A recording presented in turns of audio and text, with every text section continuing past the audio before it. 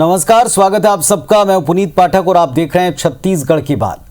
छत्तीसगढ़ में 15 निकायों में चुनाव के लिए दोनों प्रमुख दलों में हलचल इस वक्त काफी तेज है। तैयारियां हैं। प्रदेश में निकाय चुनाव के लिए अब घोषणा पत्र बनाम आरोप पत्र को लेकर एक बहस छिड़ गई। दरअसल कांग्रेस पार्टी ने निकाय चुनाव के लिए अपना 30 बिंदुओं वाला घोषणा पत्र जारी कर दिया और जीत का दावा किया। भाजपा निकाय चुनाव में कांग्रेस पार्टी के जो पिछले घोषणा पत्रों के अधूरे वायदे थे, इसको लेकर एक आरोप पत्र लाने की तैयारी में। भाजपा के आरोप पत्र लाने के सवाल पर कांग्रेस ने तंज कसा है, पलटवार भी किया है। कांग्रेस कहती है कि भाजपा को विपक्ष में बैठना है, इसलिए वो केवल आरोप पत्र ही ला सकते हैं। अब सवाल ये कि भाजपा के आरोप पत्र में ऐसा क्या होगा और क्या उससे जनता का जुड़ाव होगा। दोनों पक्षों से इस पर चर्चा करेंगे। पहले एक रिपोर्ट देख लीजिए। हम इनके ऊपर में चार्जशीट लाएंगे कि कांग्रेस ने नगर निगम के पिछले चुनाव के 2019 के घोषणा पत्र में क्या कहा था, साथ में इन्होंने विधानसभा चुनाव में क्या कहा था और इन्होंने कुछ नहीं किया। हम इनके खिलाफ में चार्जशीट लाएंगे। प्रदेश में 15 निकायों के लिए 20 दिसंबर को वोटिंग है, जिसके लिए शुक्रवार को कांग्रेस पार्टी ने अपना चुनावी घोषणा पत्र जारी कर दिया। इस पर भाजपा के वरिष्ठ विधायक और पूर्व मंत्री बृजमोहन अग्रवाल ने पहले ही संकेत दिया था कि निकाय चुनाव के लिए भाजपा प्रदेश सरकार के खिलाफ एक आरोप पत्र लाएगी। सवाल उठा कि क्या भाजपा इस चुनाव में केवल कांग्रेस पार्टी की प्रदेश सरकार की खामियों और अधूरे वायदों के आधार पर ही वोट मांगेगी? क्या निकायों के विकास के लिए उसका अपना कोई विजन या कोई घोषणा पत्र नहीं होगा? इस पर भाजपा नेताओं का कहना है कि वो निकायवार अलग से स्थानीय मुद्दों को आधार बनाकर घोषणा पत्र लाएंगे, लेकिन पार्टी का फोकस कांग्रेस के अधूरे वायदों पर ही रहेगा।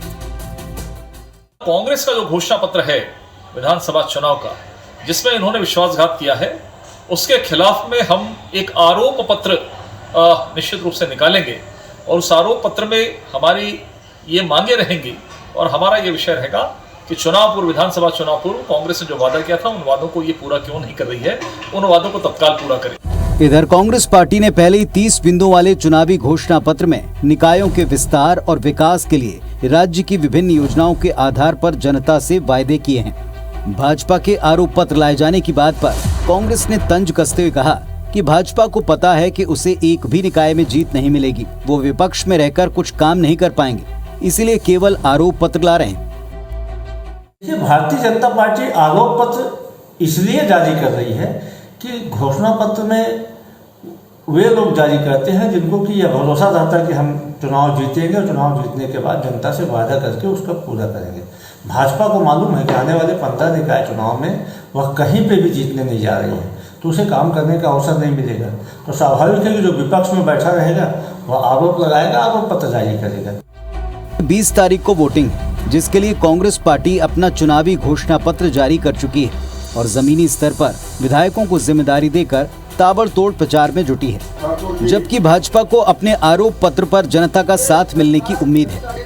लेकिन ये आरोप पत्र और निकायवार घोषणा पत्र पार्टी कब जारी करेगी, इसका जवाब फिलहाल किसी के पास नहीं।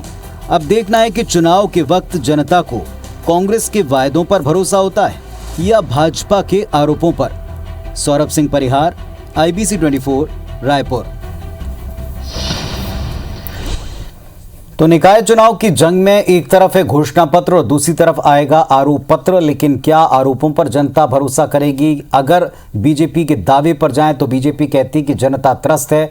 अगर कांग्रेस के दावों पर जाएं तो कांग्रेस पार्टी कहती कि सरकार से किसी वर्ग को कोई शिकायत नहीं है और इसीलिए ये जो भी आरोप पत्र लाया जाएगा वो केवल एक विपक्ष के नाते एक शिगुफा मात्र होगा, क्योंकि उन्हें काम नहीं करना है। हमारे साथ में इस वक्त दोनों पक्षों के दो बहुत स्पष्ट वक्ता, समर्थ नेता, प्रदेश की सियासत से जुड़े दो धुरंधर जुड़े हुए हैं। केदारनाथ गुप्ता जी हैं भारतीय जनता पार्टी से और सुरेंद्र शर्मा जी हैं कांग्रेस पार्टी की तरफ से वरिष्ठ और जिम्मेदार नेता। आप दोनों को नमस्कार, बहुत बहुत स्वागत है आपका इस मंच पर। केदार जी, आज बीजेपी से हम शुरुआत करेंगे क्योंकि बीजेपी कहती है कि हम आरोप पत्र लेकर आएंगे। पहली बात तो ये कि आरोप के पहले आपका अपना विजन क्या है नगर सरकार के लिए, क्या ये सामने नहीं आएगा? क्योंकि भले ही चुनाव छूटा हो, लेकिन बीजेपी खुद कहती है हर चुनाव इंपॉर्टेंट है, हर स्तर के चुनाव में बीजेपी पूरी जान फूंकती है। तो अब की बार केवल आरोपों पर भरोसा बीजेपी को क्यों है? और दूसरी बात ये कि क्या 20 तारीख के लिहाज से इसमें काफी कम वक्त नहीं बचा है? क्या कोई इस तरह की संकट या सामंजस्य की कोई कमी है कि हर जगह का संकलित नहीं हो पा रहा? क्या वजह है?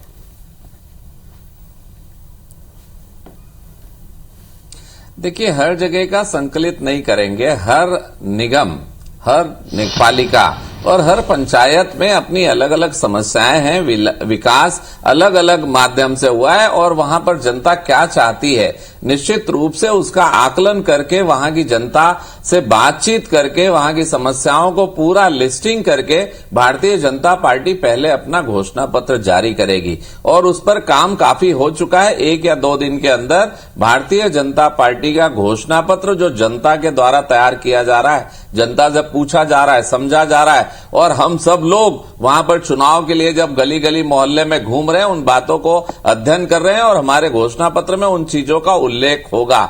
तो निश्चित रूप से भारतीय जनता पार्टी का जो घोषणा पत्र आएगा वो जनता के लिए होगा, जनता की मांग के आधार पर होगा और उस आधार पर भारतीय जनता पार्टी वहां पर जनता भरोसा करेगी, जिताएगी तो वहां उन कामों को पूरा करेगी। बात जहां तक आरोप पत्र की होती है तो मैं कहता हूं कांग्रेस पार्टी को तो नया चुनावी घोषणा पत्र जारी नहीं करना चाहिए। उन्होंने जो घोषणा पत्र पहले जारी किया वो तो पूरा टाए फीस है। हम तो कहते हैं वो चिटफंड कंपनी के जैसे लोक लुभावने वादे वाला था, जिसने जनता का पूरा वोट लूट लिया और उसके बाद ठेंगा दिखा दिया। हम जब घूम रहे हैं गलियों में तो पता चल रहा है कि महिलाओं में सख्त नाराजगी है। इस बात की नाराजगी है कि महिलाओं को कहा गया था पूर्ण शराबबंदी होगी, सरकार बनते ही शराबबंदी की जाएगी, पर महिलाओं के घर की आर्थिक व्यवस्था शराब के कारण ध्वस्त हो चुकी है। महिलाएं नाराज हैं और महिलाएं ही असुरक्षित हैं। जब दारू की दुकान से दारू पीकर और गली मोहल्ले में आदमी घूम रहा है तब उसको कोई रोकने वाला नहीं है, क्योंकि जो महिलाओं की संचालित थी गुलाबी गैंग, उसे शराब के माफियाओं ने घर बिठाल दिया है। पुलिस वालों ने उन्हें डंडा दिखा दिया है। शराबी घूम रहे हैं और गुलाबी गैंग जो शराबियों को पकड़ती थी वो घर में बैठी।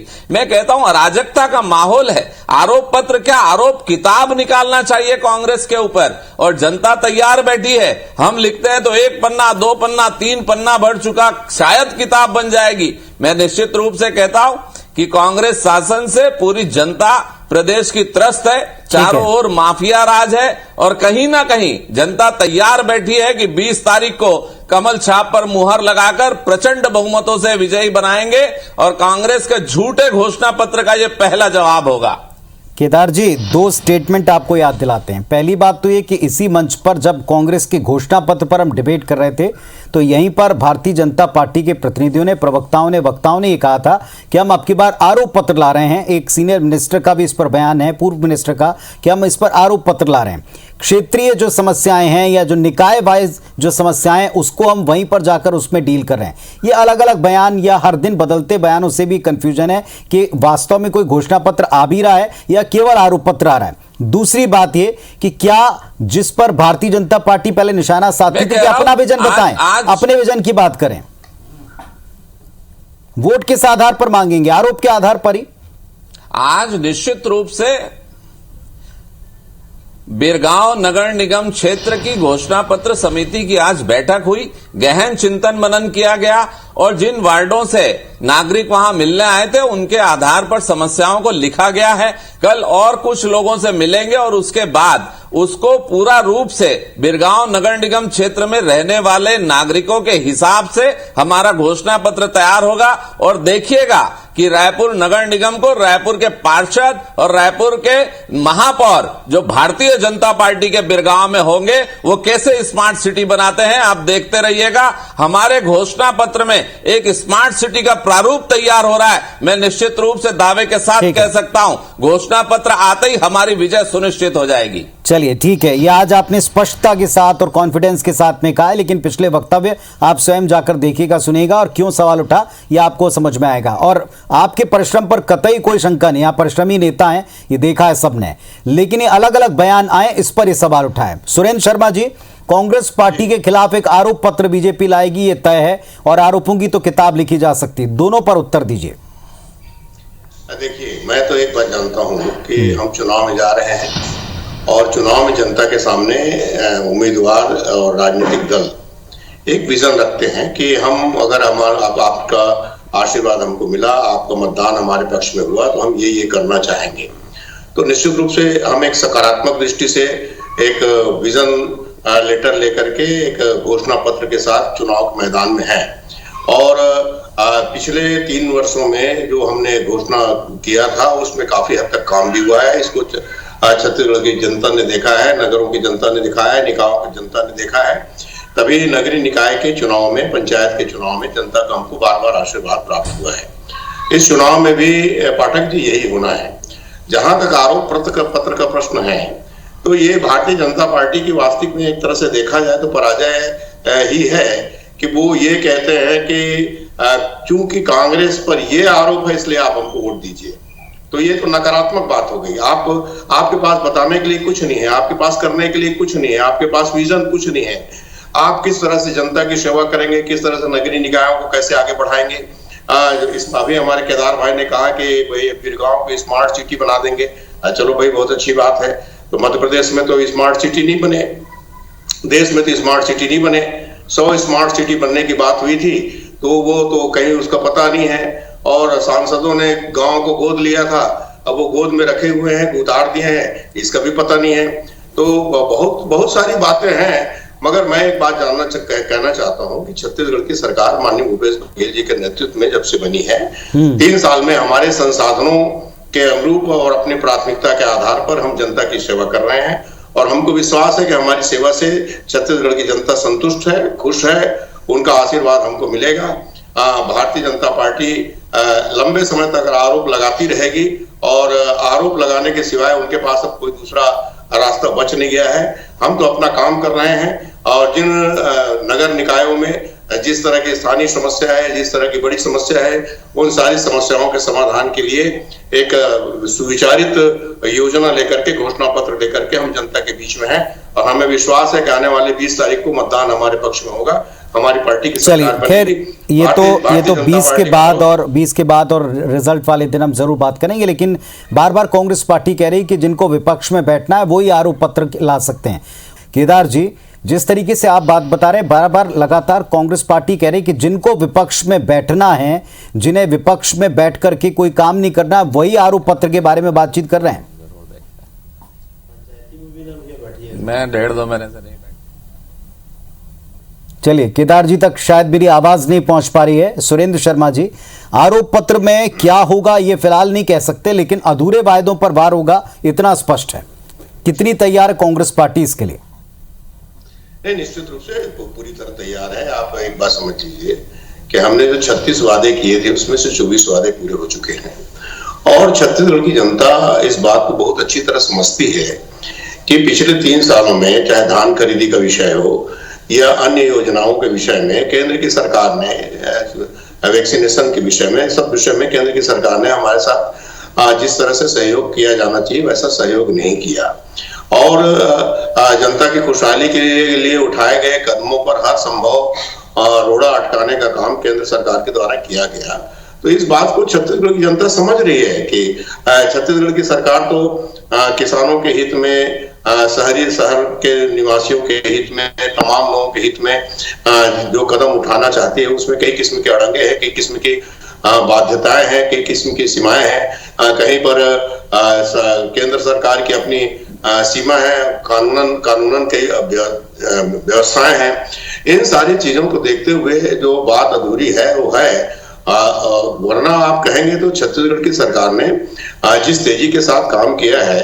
पाठक जी, मैं एक बात किसान के हैसियत से इस बात को मैं जानता हूं कि पिछले 3 सालों में जिस तरह से 80,000 करोड़ रुपया किसानों के जेब में गया, जिसकी वजह से व्यापार फल फूल रहे हैं, उद्योग फल फूल रहे हैं, और इसमें ग्रामीण से लेकर शहरी इलाकों तक में तमाम तरह की विकास की योजनाएं क्रियान्वित हो रही हैं। तो इससे छत्तीसगढ़ की जनता जो है अभिज्ञ नहीं है। छत्तीसगढ़ की जनता बहुत अच्छी तरह से इन सारी चीजों को देख रही है, समझ रही है। और इन सारी बातों पर हम अपने 3 वर्ष के जो सकारात्मक जो हमारे कदम हैं, जो सकारात्मक प्रयास हैं और जो बचे हुए वायदे हैं, उनके लिए भी हमारे पास अभी 2 साल का समय बाकी है। बीच में कोरोना काल आया, चुनाव का समय आया, फिर आर्थिक समस्याएं हैं, देश मंदी के दौर से गुजर रहा है। इन सारी परिस्थिति, जीएसटी का पैसा नहीं मिला, एक्साइज का पैसा नहीं मिला, इन सारी मजबूरियों के बावजूद चलिए, लेकिन इन्हीं सब बातों को लेकर सुरेंद्र जी, इन्हीं सब बातों को लेकर बीजेपी ये भी कहती कि क्या घोषणा करने के साथ साथ ये भी बताना चाहिए कि केंद्र की मदद मिलेगी अगर तो कंडीशन अप्लाइड टाइप का ये भी कटाक्ष उन्होंने किया था। मैं आपके पास आऊंगा। केदार जी हमारे को सुन पा रहे हैं शायद। केदार जी अगर मुझे सुन पा रहे हैं तो बीजेपी को विपक्ष में बैठना है, उसे काम नहीं करना है, इसीलिए वो केवल आरोपों की राजनीति कर रही है। ये कांग्रेस ने तब भी कहा था जब आपने आरोप पत्र लाने की पहली बार बात की थी, और अभी भी यही कह रहे हैं। देखिए, हम तो रोज आरोप लगा रहे हैं, हमारा काम है। जनता ने हमको विपक्ष में बिठाला है और जनता ने जो जिम्मेदारी दी है उसको हम बखूबी निभाएंगे। हम रोज आरोप लगाएंगे। मैं आज भी आरोप लगाता हूं। क्या इनके वो घोषणा पत्र में लिखा नहीं है पूर्ण शराबबंदी करेंगे? क्या इनके घोषणा पत्र में लिखा नहीं है युवाओं को रोजगार देंगे और रोजगार नहीं मिला तो 2500 रुपए भत्ता देंगे? क्या इनके वो घोषणा पत्र में लिखा नहीं है कि हम संपत्ति कर को हाफ करेंगे? आज मैं पूछना चाहता हूं, मेरे कांग्रेसी भाई से पूछना चाहता हूं, सुरेश चंद्र से पूछना चाहता हूं, क्या ये नगरीय निकाय के चुनाव है, संपत्ति कर नगरीय निकाय चुनाव से संबंधित है? किस पैराग्राफ में इनके घोषणा पत्र में लिखा है कि ये संपत्ति कर हाफ करेंगे? अगर इनका घोषणा पत्र कोई बहुत बढ़िया होता तो शर्मा जी निश्चित रूप से छाती ठोक कर कहते कि हमारे घोषणा पत्र में ये बात है। अरे इनके 30 पॉइंट है, रद्दी की टोकरी में डालने लायक है। और जिस कांग्रेस पार्टी ने 70 विधायक होने के बावजूद अपने घोषणाओं पर अमल नहीं किया, क्या उसे दूसरा घोषणा पत्र जारी करना चाहिए? और ये ऐसा घोषणा पत्र, ये 30 बिंदु मैंने पढ़ के देखे हैं, 20 बिंदु तो खाली जमीन से संबंधित है। अरे कहां गए युवाओं का भविष्य? कहां है महिलाओं का भविष्य? क्या होगा शराब का? क्या होगा जो आपराधिक घटनाएं घट रही है छत्तीसगढ़ प्रदेश की गली मोहल्ले में हत्याएं हो रही है, अनाचार हो रहे हैं? अरे मैं तो बड़े मैं एक सेकंड कहना चाहता हूं। अरे एक शराब की दुकान को शराबी लूट रहे हैं, चाकुओं से गोद रहे हैं उसे, और क्या हो रहा है? ठीक क्या हो रहा है, है? चलिए लिखा है। मैं पूछना चाहता हूं, सुरेंद्र जी उत्तर देंगे। चुनाव में संपत्ति कर आता है ना, देखिए, इस कंडिका में उल्लेख किया आपने अपने उस वादे का कि हम अदा करेंगे। मुझे हमारे भाई चुप हो जाए तब तो होता घोषणा पत्र है जनता को कहें सुरेंद्र जी कहें। जी पाठक जी, क्या है कि अभी गुप्ता जी ने कहा कि नगर पंचायत के चुनाव में हम रोजगार की बात करें। नगर पंचायत के रोजगार देने का अधिकार है क्या? कि नगर पालिका को रोजगार देने का अधिकार है? रोजगार सृजन के यहाँ पर पिंक जो टॉयलेट है उसकी बात हो रही है, वहां स्वच्छ जल की बात हो रही है, वहां आवागमन के रास्ते बनाने की बात हो रही है, वहां पार्क संधारण की बात हो रही है, वहां बच्चों के लिए जिम और खेलने के स्थान की बात हो रही है। तो दिक्कत ये है कि आप हर चीज को वहां ले जाते हैं। विधानसभा का चुनाव थोड़ी है ये, तो स्थानीय नगर पालिका नगर पंचायत के चुनाव है, वार्डों के चुनाव है। वहां की जो समस्या है उसके समाधान के संबंध में हमारी घोषणा पत्र है। अब आप जो है एक कुछ चीजों को पकड़ के आप रटते रहे, आरोप पत्र लगाते रहे। हाँ जी, केदार मेरा निवेदन ये है कि आप चुनाव में जा रहे हैं तो आप ये बताइए ना जनता को आप क्या करना चाहता हूँ। क्या प्रदेश की जनता अलग निवास करती है? पालिका की अलग, पंचायत की अलग, निगम की अलग। और पंडित जी ये तो बता दीजिए संपत्ति कर कौन वसूलता है? और ये क्या युवा जो है वो अगर निगम में ठीक है, आपकी बात का जवाब दे रहे हैं सुरेंद्र जी। बात करने का अधिकार नहीं है जिसका आपने मैं सिर्फ एक ही बात कहना चाहता हूं। पूर्व घोषणा नगर पंचायत वैल्यू नहीं है। अगर हम पूछते हैं तो आप कहते हैं कि पार्क की बात करो, पार्क की भी बात नगर निगम के अधिकार की सीमा होती है, उसका और जवाब राज्य कौन सरकार देगा? के अधिकार की अलग सीमा होती है, केंद्र सरकार के अधिकार की अलग सीमा। मैं पूछ रहा हूँ ना, संपत्ति कर का उल्लेख करिए ना, बताइए संपत्ति कर कैसे देंगे? सीमा से आगे जाकर के नगर निगम में इसी बात की घोषणा करने का अधिकार न तो आप महिलाओं को सुरक्षा न नगर पालिका को है। सेंटर क्या जो अधिकार है उसी विषय में कांग्रेस पार्टी अपने घोषणा पत्र में बात कर सकती है। जिस बात का अधिकार नगर पंचायत को नहीं है उसकी घोषणा नगर और उसके घोषणा पत्र में नहीं। चलिए खैर केदार जी जिस स्पष्टता के साथ में आज आपने कहा है कि हम अपना विजन डॉक्यूमेंट लेकर आएंगे। मेरा एक प्रश्न है। हाँ जी, आपका प्रश्न बिल्कुल आप कह दें, जल्दी कह दें जी, पूछिए। मेरा एक प्रश्न है पुनीत जी, सिर्फ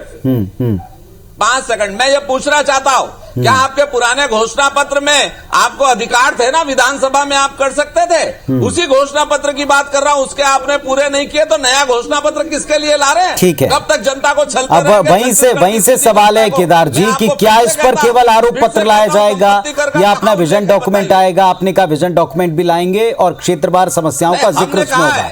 लेकिन ठीक है, ये मेहनत करके ये डॉक्यूमेंट जब आएंगे तब जनता के सामने दोनों पक्ष होंगे, तब उसके ऊपर एक जरूर डिबेट होगी और आप दोनों पक्ष इस पर जुड़ेंगे और बात भी करेंगे। फिलहाल आरोपों पर यकीन है या घोषणाओं पर यकीन है, ये जनता डिसाइड करती है हर बार और अब की बार भी करेगी। बहुत शुक्रिया आप दोनों का अपने पक्ष रखने के लिए। नमस्कार।